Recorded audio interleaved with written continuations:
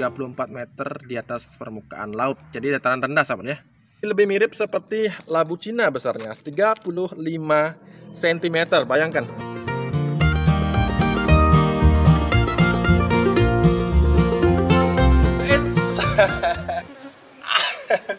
Tidak sahabat, beli tidak akan menggunakan campuran yang aneh ini. Ini hanya menjawab pertanyaan sahabat di kolom komentar mengenai manfaat dari obat mah.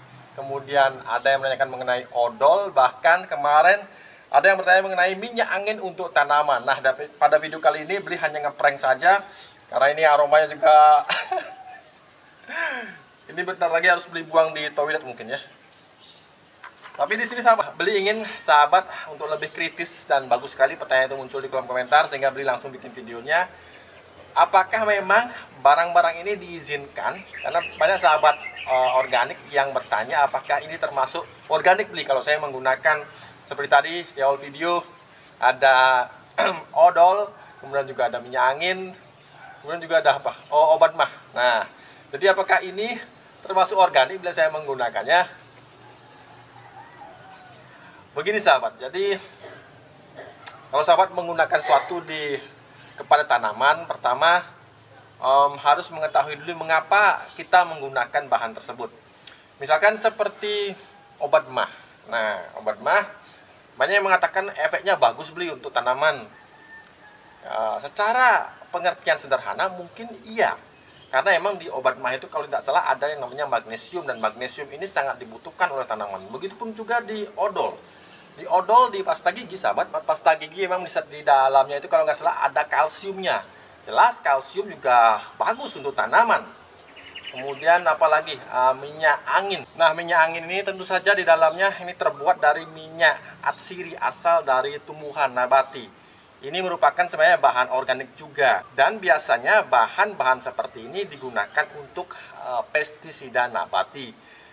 Sebenarnya bisa digunakan, akan tapi yang menjadi pertanyaan apakah ketika kita melakukannya aroma yang kuat dari minyak angin ini, terlebih ketika menjelang panen ini, apakah tidak mengganggu kita? Bila sahabat merasa tidak keberatan atau merasakan fine-fine saja, sahabat bisa menggunakannya. Karena beli setidaknya dari kasat mata beli lihat ini merupakan bahan pestisida nabati, dan sebenarnya masih banyak sekali sahabat bahan pestisida nabati yang bisa digunakan pada tanaman organik. Contohnya di kebun ini hanya 3 jenis pestisida nabati yang di rolling, dan lebih lengkapnya sahabat saya tonton judul videonya adalah panduan lengkap pengenalan hama secara organik. Silahkan tonton video tersebut di channel Bali Organik TV.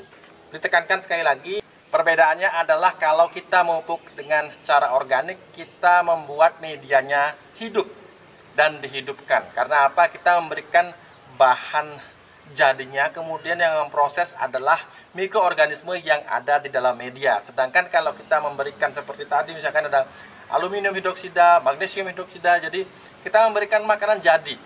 Jadi tidak ada proses yang hidup di dalam media, sehingga jangka panjangnya, lama-kelamaan ini akan membuat miskinnya mikroorganisme hayati yang ada di dalam media itu sendiri. Belum lagi kalau beli menggunakan pestisida gadung yang dicampur dengan mimba sahabat.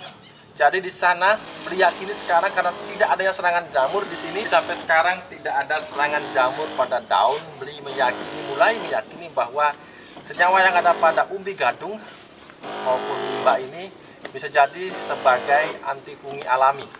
Karena memang pestisida gadung dan mimba ini ketika kita semprotkan sahabat, manfaatnya tidak sebatas hanya pada pengendalian hama, tapi juga seperti menjadi pupuk daun bagi tanaman. Itu sebabnya beli melihat keunikannya daun menjadi tebal dan mengkilap ketika beli pada akhir-akhir fase vegetatif, mulai setiap 1 minggu sekali rutin menggunakan. Dan juga di sini ketika pestisida nabati itu menetes dari daun sahabat, kemudian jatuh ke media, beliau juga meyakini ini bisa menjadi semacam pupuk organik cair bagi tanaman. Jadi manfaatnya banyak sekali.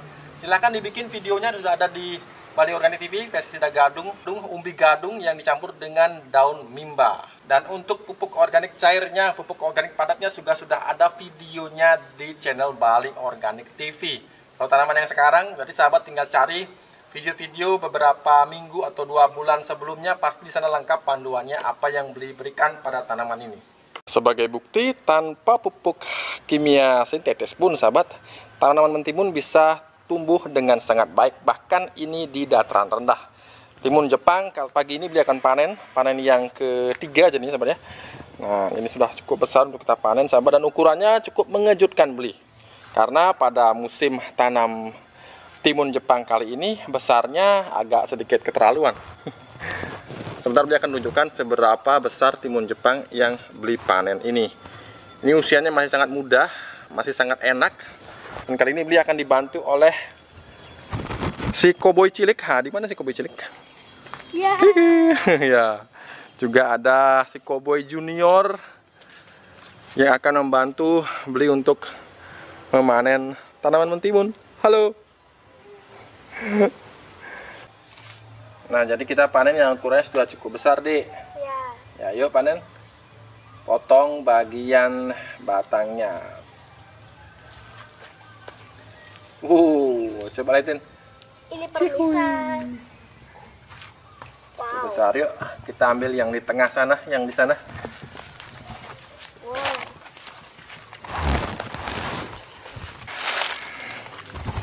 Oh, yang ini masih kecilan, Dek. Yang di bawahnya mungkin. Nah, atau yang di sana, Dek, yang di sana, Dek. Yang di sana, yang di pojok. Wow, wow, besarnya. Wow. Wow. Yo. Coba liatin. Ini panjangnya dan ukurannya sangat jumbo. Kita akan tes beratnya berapa nanti, dan kita akan ukur panjangnya berapa hasil dari pupuk-pupuk organik yang kita gunakan. Juga beliau mau panen terong jumbonya. Kita akan lihat seberapa besar ukurannya dan beratnya. Keras deh ya. Ya, karena pohonnya kokoh, batangnya kita pupuk dengan pupuk organik cair yang tinggi fosfat. Kokoh sayang, jadi batangnya pun seperti tanaman berkayu, kecoklatan. Padahal ini umurnya belum tua loh sahabat. Nah, coba lihatin. Kita akan timbang sebentar lagi. Inilah benih yang beli sediakan di BUTV Shop. Jadi kualitas buahnya, kesehatannya, perawatan secara organiknya tidak perlu lagi diragukan. Yaudah. Ya. Jadi sekali lagi beli buktikan bahwa perawatan secara organik tidak perlu yang neko-neko. Daunnya pun sahabat bisa sayembara. Jadi kalau ada lihat satu saja ada bercak daun di tanaman mentimun ini, meskipun sudah umurnya sudah kita petik berkali-kali, tapi masih sehat dari bagian paling bawah sana sahabat sampai bagian atas. Nah, kenapa beli tidak pangkas bagian atasnya? Karena ini adalah dataran rendah dan panas sekali. Jadi kalau beli potong maka kurang teduh seperti itu, dan kasihan bakal bunganya, penyerbukannya akan tidak sempurna dan akan bengkok seperti itu. Itulah kelemahannya kalau kita menanam tanaman yang harusnya kita tanam di dataran tinggi, di dataran rendah. Kita harus pintar-pintar mengolah, memodifikasi dari tanaman kita. Nah, sekarang dia akan tunjukkan seberapa besar mentimunnya. Coba lihatin timunnya. Nah, timunnya hampir sebesar baby usia 6 bulan.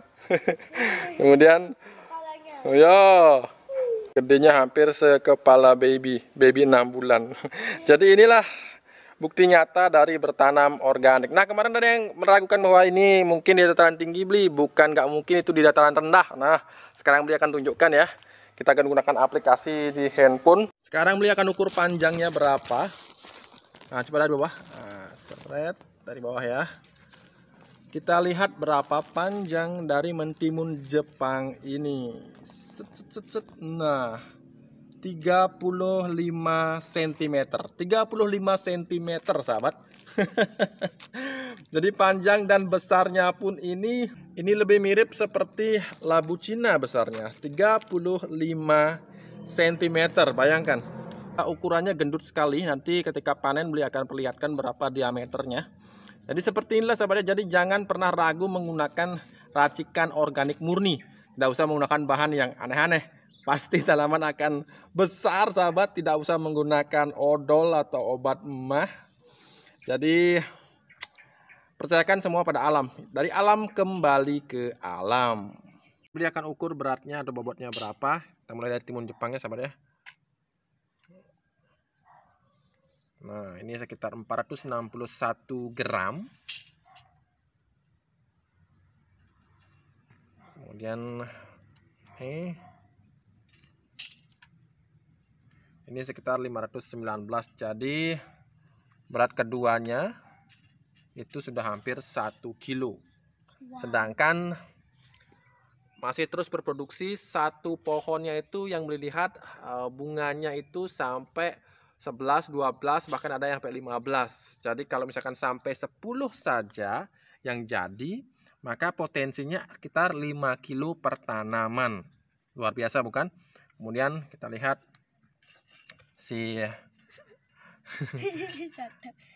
nah yang ini apakah